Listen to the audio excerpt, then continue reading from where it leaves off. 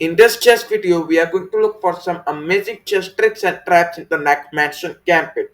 Now, Nakhmanson Gambit is something that you must try in your game since that will improve your game a lot.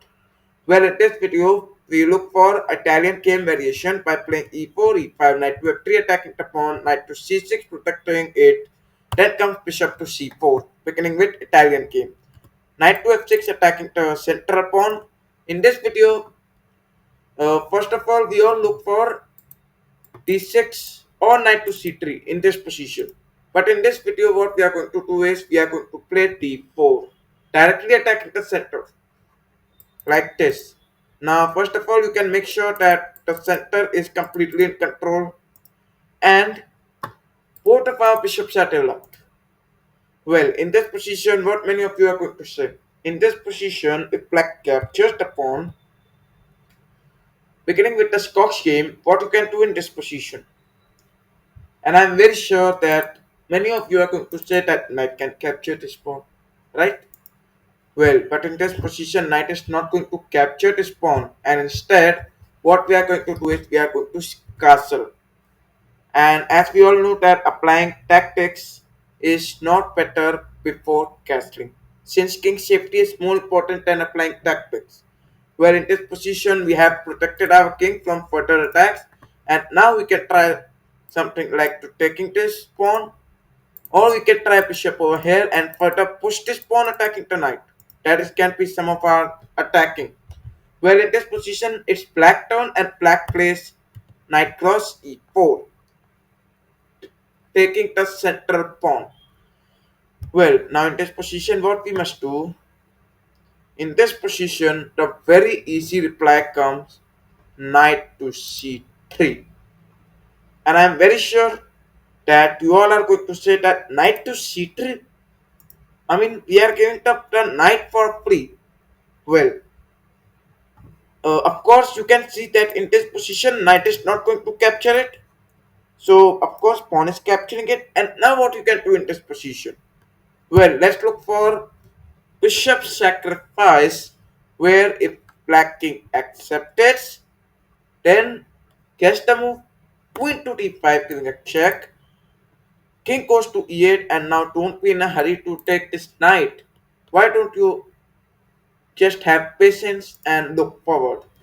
Just play rook to even, attacking the knight. In this position, what you have to do is you can develop the bishop over here, attacking the queen, bring your rook, attacking the knight, double up your rooks, and for sure this is going to create a suffocated position for black. Let's look for it. Bishop to e7 is the amazing move with computer analysis. In this position, now this knight can jump off because this is no longer a pin. So let's capture the knight. d6, developing another bishop, having an open diagonal. Now stick to my plan. Play bishop over here, g5, and remember this is a pin. So this means that we are now going to double up the rooks, attacking this. This bishop is also attacking it. And now look, this king cannot castle further. So you can all understand that this position is completely suffocated for black. And of course you are going to win this game. Alright, going back, I have to show you something else. In this position, what after capturing this knight, black plays h6. As I told you that in this position we must play bishop to g5, but black understands our planning and plays h6. Now the bishop is prevented. What can we do in this position? Well, there is amazing reply that you have never thought for, and I'm very sure that you have never thought for it. We are going to sacrifice the bishop for the pawn. Well, if rook captures it, then say goodbye to your opponent since that is a checkmate. Else, if it captures with a pawn, then what you can do is play queen to h5, giving a check, king goes to f8, and now you can double up the rooks, attack the bishop, take your knight over here, threatening the checkmate, and for sure you are going to win the game. And this position is completely easy for you. Even after black is having a material up, yet you can see the evaluation pass stays a massive 7 points. Well, in this position, white queen giving the check to the king, and we all look for black king going to e8. Well, let's look for something else. Now, what if black comes the king to e7? So well integrated in this position, we can capture the knight, giving a check. That's why we captured the knight.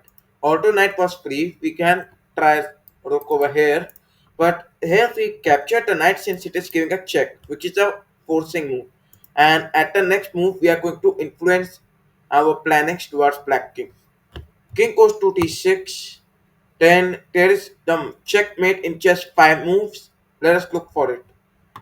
First of all, we play b4. Now, if black tries queen to f6, then what we are going to do is we are going to give a rook to d1, giving a check. If queen comes over here, then rook will capture it like this. And if knight captures, then bishop to f4 will be a checkmate. Let's go back in this position. If knight comes over here, then also our planning is same. Capture it from the rook. King has no empty space to run. Queen captures it back. Then what you can do is you can capture it back from the knight. And now black can try anything. For example, if he tries bishop over here, any move, there is a checkmate in just one, and that is bishop to f4, giving a checkmate. So in this position, king to d6 is not a amazing move by black. Well, if black plays king to f6, then bishop to g5, and the sweetie is gone. So in this position, the most important reply is king to f7. Now what you can do in this position? Well, knight to g5 giving a check. Now king has two options, whether to go to g8 or to come to f6.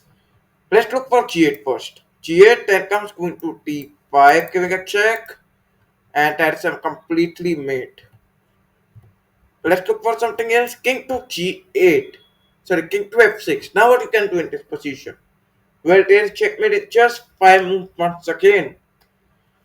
Very easy. Play queen to f4 giving a check. Now king has two options once again. If king comes to e7, then there is mate in 2 moves, that is rook to e1 giving a check. And king has no way to go.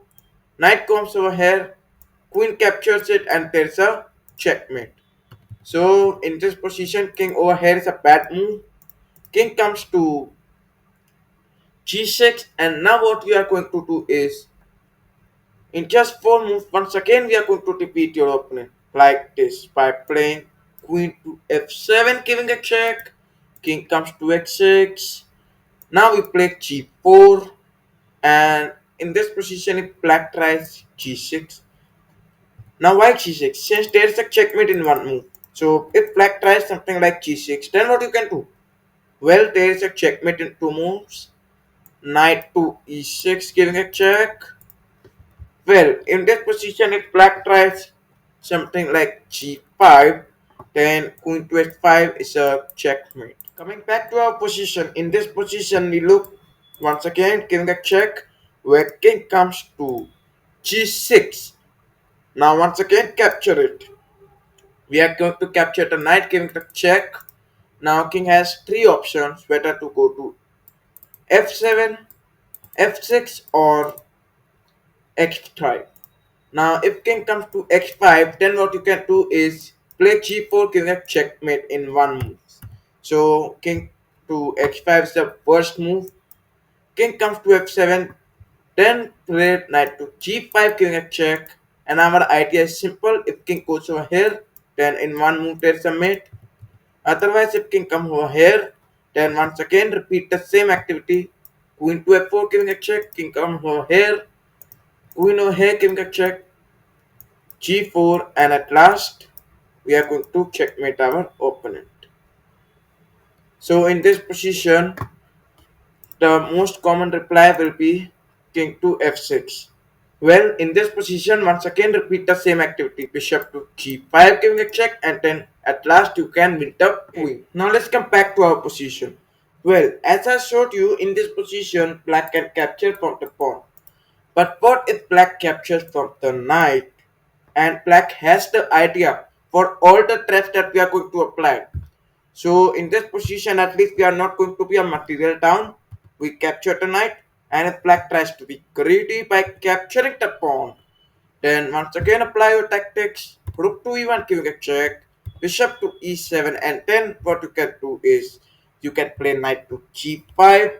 Remember, this is attacking it, and this bishop cannot take it since there is a pin.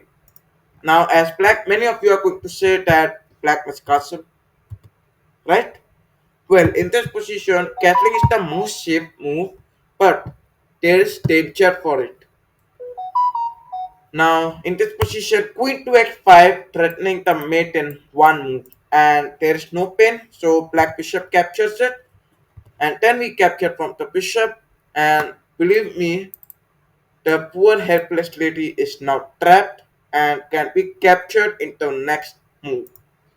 Well, going back to our position, in this position, if black doesn't castles and plays d5 attacking the bishop, then what you can do? Well, there's a very easy idea here.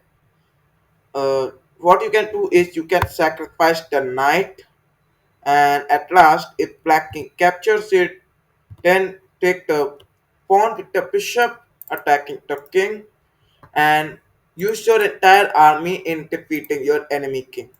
Your enemy king position is completely suffocated since enemy king had no idea of castling.